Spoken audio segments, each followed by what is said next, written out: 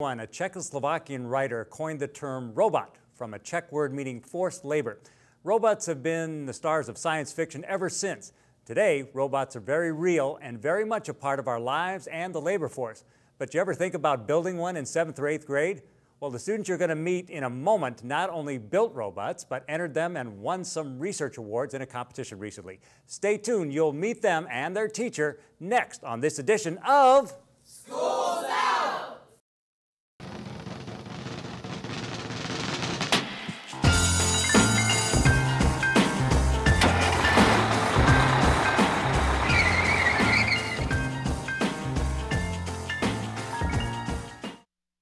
Welcome to this edition of School's Out! My first guest is a science teacher in his first year at Blended Middle School, but he's also the advisor of a very enterprising robotics team. Please welcome Mr. Patrick Schubert.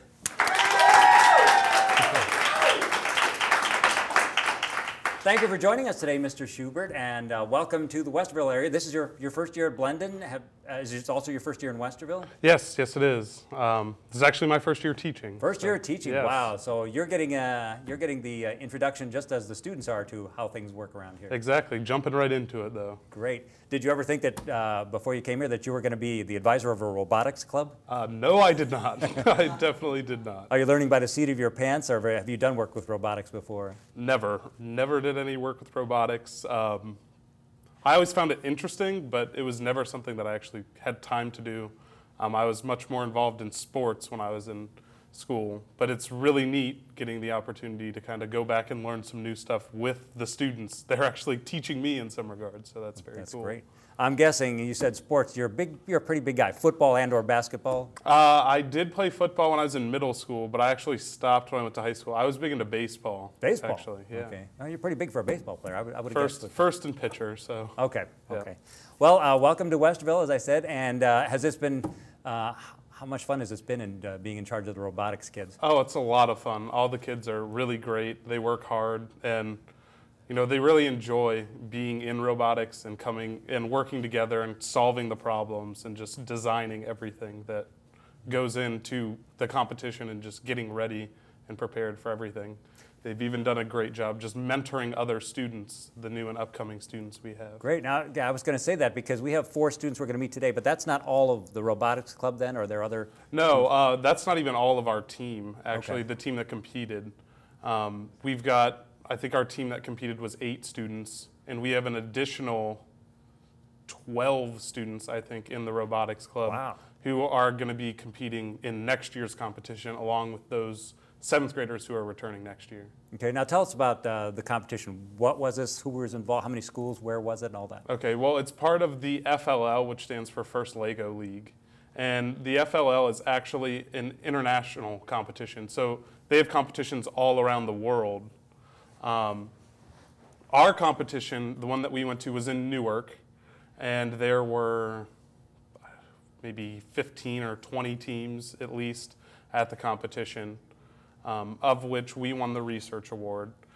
There are several other awards handed out too, and as you do better and better, you can progress further and further on to more competitions, and eventually have the opportunity to compete on kind of the world level if you do well enough. That's fantastic. Yeah, I think one of your students mentioned in an email to me that he wanted to become part of World, so that's quite a lofty goal. And you teach science both to 7th and 8th graders, or what levels do you teach, and what subjects do you teach? Well, I only teach 7th grade science, but okay. I am able to teach anything from 7th to 12th grade, so okay. I'm kind of wide-versed in what I'm able to teach, but right now it's just 7th grade.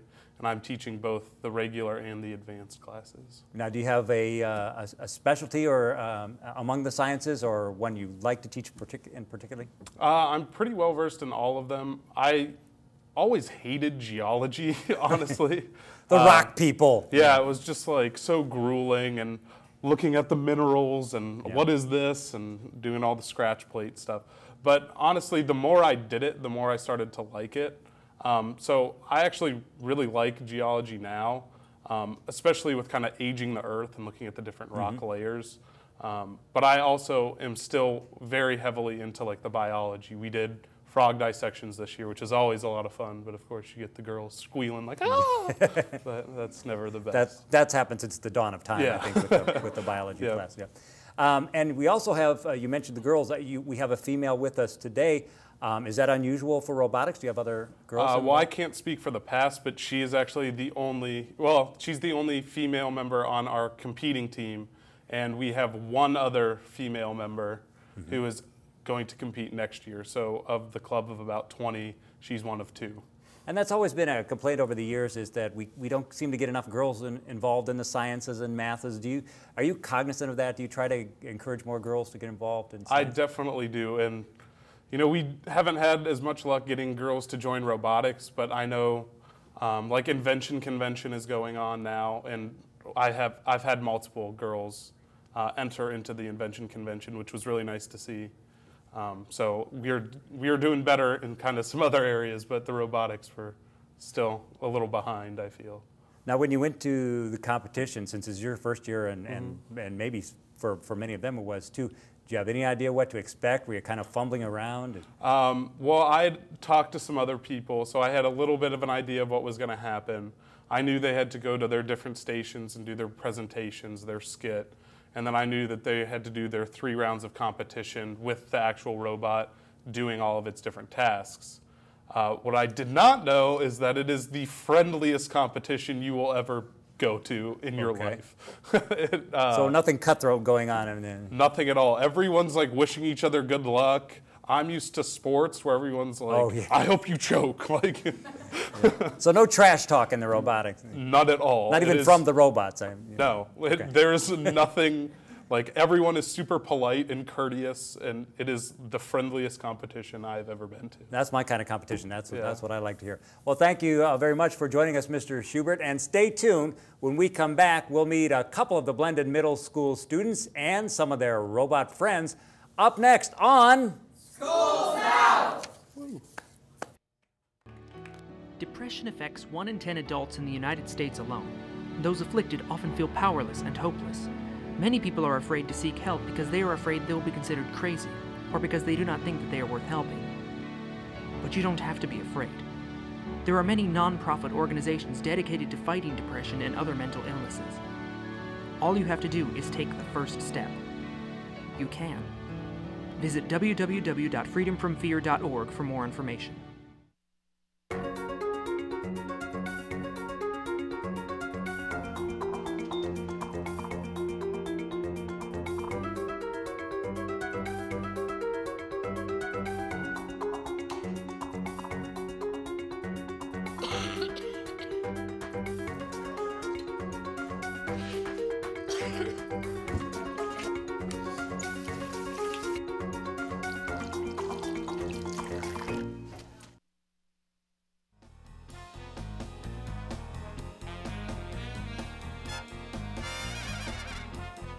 Good afternoon, Mr. Phelps. At 2200 hours, we received information that Otterbein student Rob Ish is planning on throwing away his newspaper in the trash.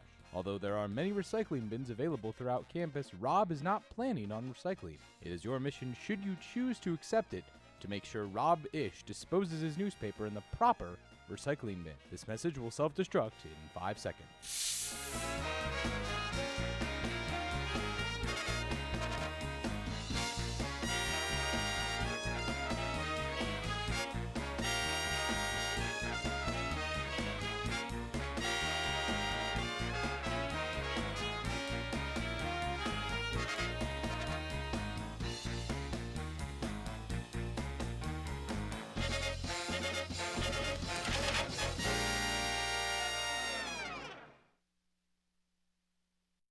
And welcome back. You are watching our very second edition of Schools Out! We've got students at Blended Middle School and members of the robotics team with us today. To my immediate right is Matthew Carpenter. He's an 8th grader who plays guitar and violin and has an interesting family. His father is pastor at Vineyard Sunbury, and his mom does childcare in their home.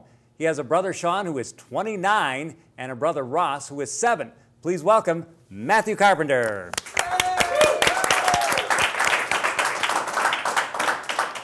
And to his right is Natalie Reichert. She's a 7th grader whose parents are Alan Reichert and Tammy and Mike Laux, and she plays bassoon and is in the drama club. She likes superheroes like Thor and Captain America. Who doesn't? Please welcome Natalie Reichert.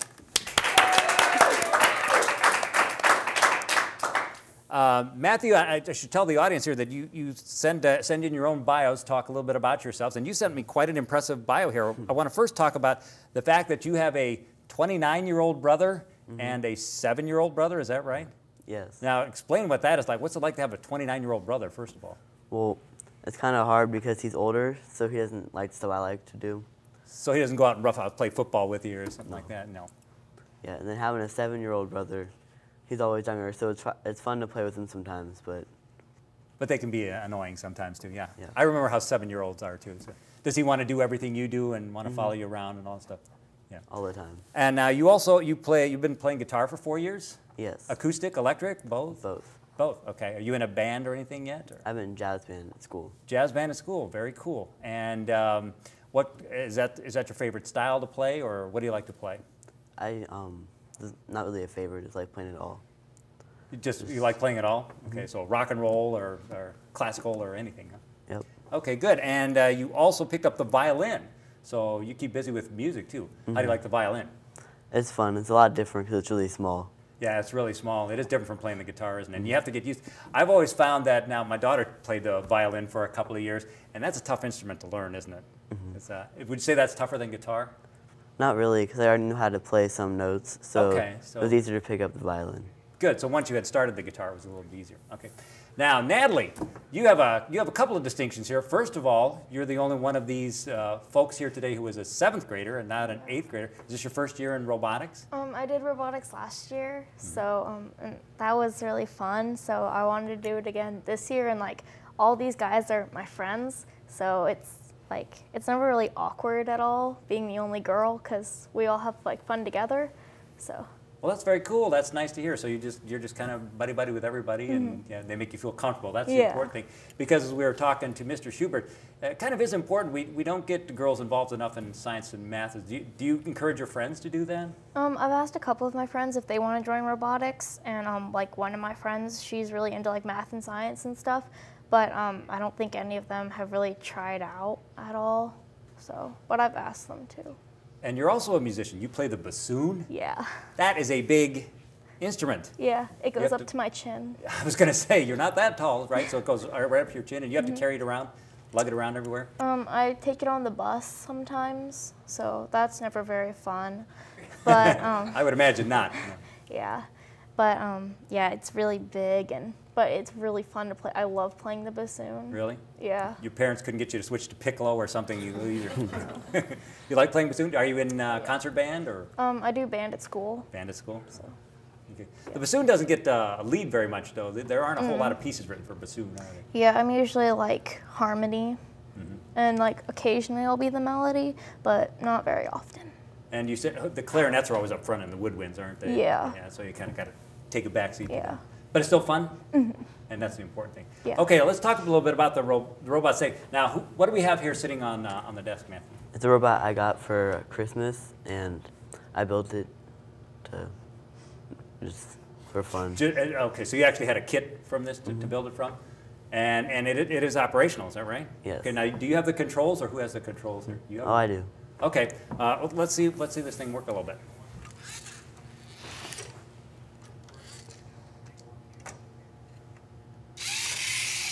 I'll get my papers. It's going to steal my papers. He won't attack me, will he? Well, that's cool. Oh, it's doing a raise the roof. Here we go. I like that. It almost sounds like it's talking, doesn't it? Wow, that is cool.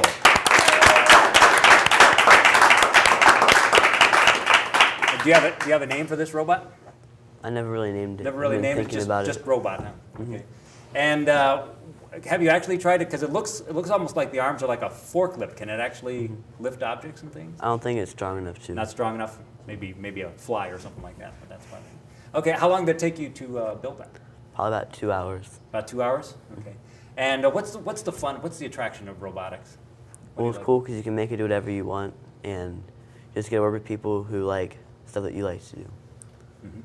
Now, don't you wish that your 7-year-old brother was more like that, so you could make him do whatever you want? Mm-hmm. It doesn't work that way with 7-year-olds, does it? No. It's a lot easier with robots.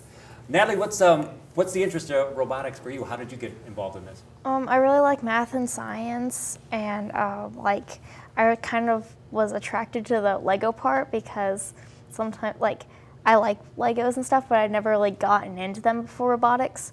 And I also like the research part of it too, because I really like to do research and stuff. So that's always a fun part for me to do. Well, then you must be really proud because that's where you won the award, Yeah. right? Was that exciting for you guys? Mm-hmm. What all was involved in the research? Did you have to actually present a paper or what? Well, we create like these big trifold boards, and we put all of our information on them and things, and we make it look nice. And then we perform like a skit type thing to display what the research that we found was. And so we present that to the judges, and we recite some of our facts. Okay, and what did you find out about robots that maybe you didn't know before you started looking into all this? I didn't really know that you could program robots and make them out of Legos, and it was like kind of hard to program them and stuff, but it gets easier once you learn how to do it. Yeah, because you have to speak their language, not the other way around. They can't learn English, so you have to sort of speak a robotic language to teach them to do. Was that frustrating sometimes when you're trying to teach it to do one thing and it does something else? Yeah. My computer does that all the time. Maybe you can talk to my computer and maybe help me out fix it. Now I'm going to put you on the spot here because I happen to know something else about you that I read on Facebook, that you recently won another whole different kind of competition that uses the other side of the brain. You won a haiku, what was it called, death match? Haiku death match? Wow. And this was your first time competing? Tell us about that. What was that like? It was really fun. Like I didn't plan on competing in it. My dad volunteered me to do it. Heard that one before. And your dad's here in the audience today, isn't he? Yeah. Hi, Alan. That's Alan Reichert. I know he's been involved with a haiku death match before. Did he compete also? Yeah. So you beat him? Yeah. Wow, you beat your dad. That's every parent's dream, to get beat by your kid. So. Yeah. Do you remember any of the haikus that you presented, or? I don't remember any of them, but don't have them by heart. Yeah, but they were all kind of like nature themed, sort of. Okay. So. And for those who don't know, haiku is Japanese, correct? And there's a specific structure to it. Well, tell us what the structure is. 5 syllables in the first line, 7 syllables in the second line, and then 5 syllables in the third line. So it always, there's no deviation for that. So if you could lose a competition if you didn't count your syllables well, or anything if it's like a couple syllables under or over, then it's okay. But it's like you have to, if it's like 5, 10 syllables over the limit, then it's not considered really a haiku. Well, congratulations for that. And you competed against adults, is that right? Yeah. Well, congratulations on winning that. Thank you. We have such talented kids here in Rushville. We're going to pause for a moment, and when we return, more blended middle school students and more robots. You are watching School's Out!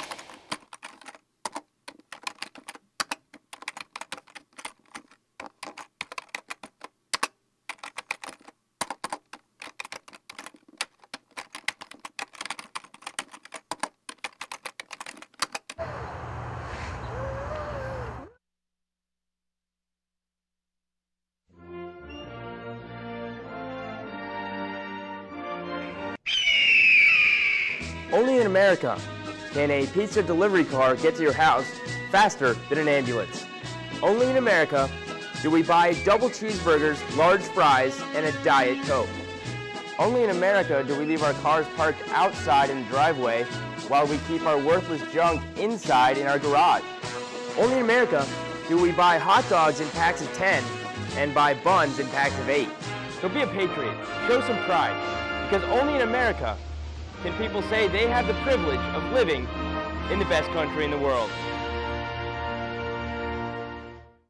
If you or your organization are involved in an interesting extracurricular activity and you would like to be a guest on Schools Out, you can call 823-1563 or email to jdemas@otterbein.edu. Please leave your name, the name of the school you or your students attend, a brief description of your activity, and a number or email where we can reach you. Schools Out is a WOCC studio production.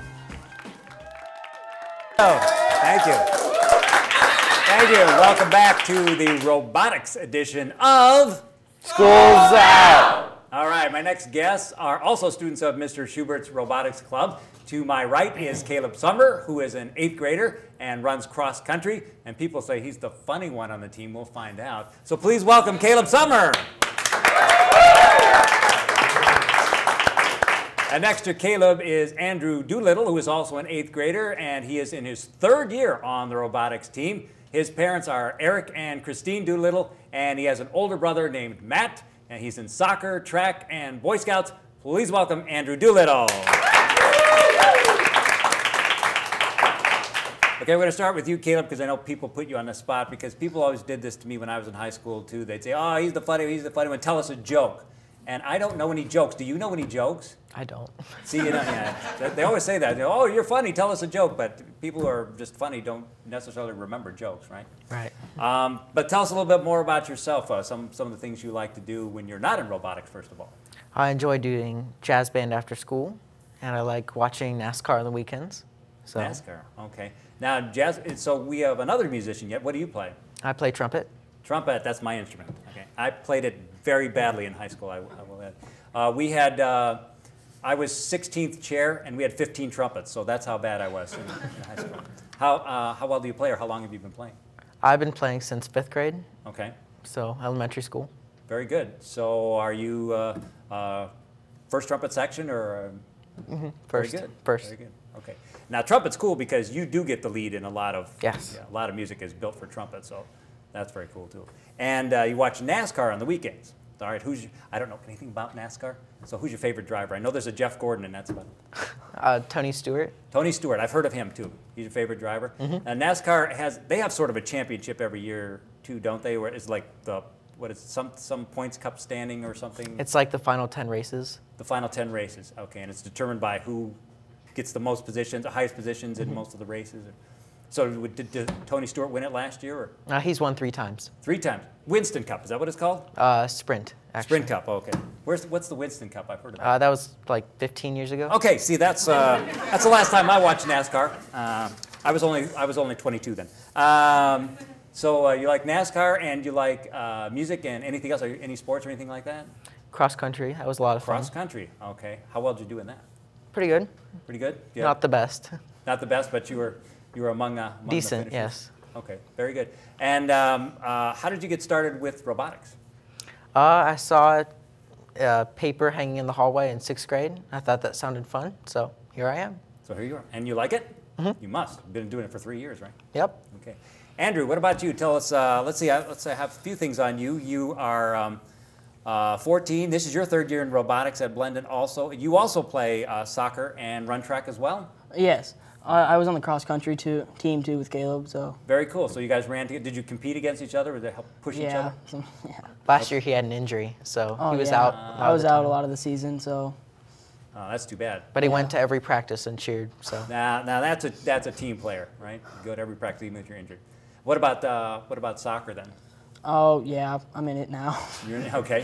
What position do you play? Midfield, all the running. So. All the running, yeah. Midfielders go back and forth and back and forth. Yeah, okay. I just like. You like running. it though? Yeah.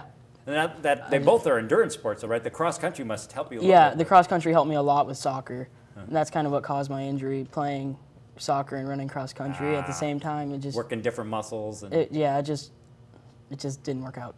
A lot of knee injuries happen out of soccer, don't they? It was actually my knees. Was it your knees? Yeah. Oh, well. So that's why you build the robots so they can do the walking for you. Oh, yeah. Okay, tell us about what we have here today.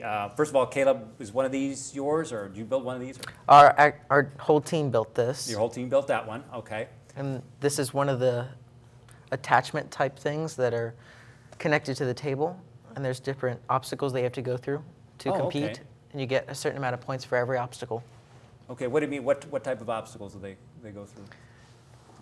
Like a robot pushes this. Okay. No. Oh, okay, and the ball goes running down. away. Okay. Oh, and very cool. You get a certain amount of points for every time you do that. Oh, okay. So if it does the operation correctly. Mm-hmm. Okay. Because that's one of the things about robots, right?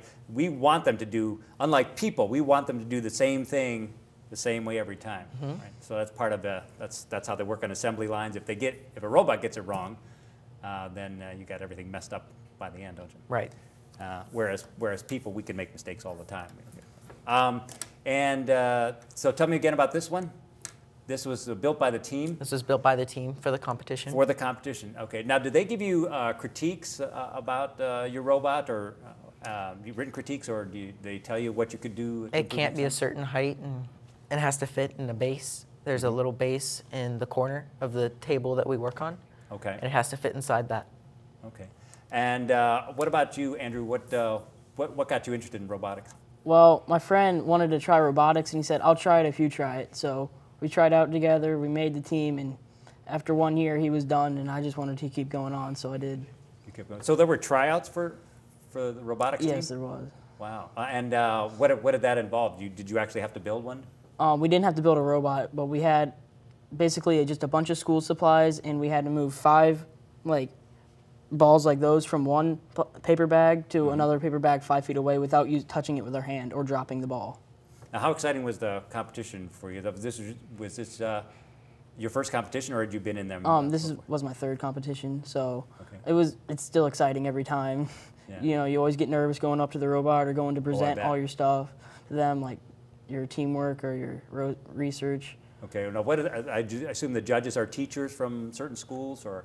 Yeah, or just robotics. Just robotics people who have been in it for years. Are they marking down notes while you're doing your presentation? Yes. And stuff? Yeah, that's pretty nerve-wracking, isn't it? Now, I understand, learned during the break that the research part, which you won, was actually not research about robots, though, right? Can you tell us a little bit more about what you researched? Every year, FLL releases our board and the research topic that every team has to research a topic from. This year it was senior solutions, so every team had to pick a topic that troubled seniors, and ours was Alzheimer's. Mm-hmm. So we had to research Alzheimer's and find a solution to that. Wow! Or come up with our own solution. And can you tell us in a synopsis what the solution was you came up with? Vitamin B12. Really? It wasn't our solution. It's out there, but in high doses, it could have positive effects to Alzheimer's patients. Very good. I also heard, I was just listening to a report on NPR the other day, and they were talking about a couple of things that you can do, like working your brain with puzzles and things like that. Did you find anything? And also, I think it was a researcher at Ohio State found that keeping in a good mood can actually improve your brain. Had you heard anything like that? I knew about the brain puzzles, like word searches and stuff like that, always helping you, but I didn't know a good mood could. So Caleb, since you're the funny guy, maybe you could keep older people like me in a good mood so that we don't get Alzheimer's later. Sure. Well said. Okay. Well, we hope that you've enjoyed our show today, and our thanks to Mr. Schubert of Blendon Middle School and the very talented students at Blendon, their parents, and our studio audience. On behalf of our entire student crew, thanks for watching, and be with us next time for another edition of School's Out! Can you get up? Can you get up?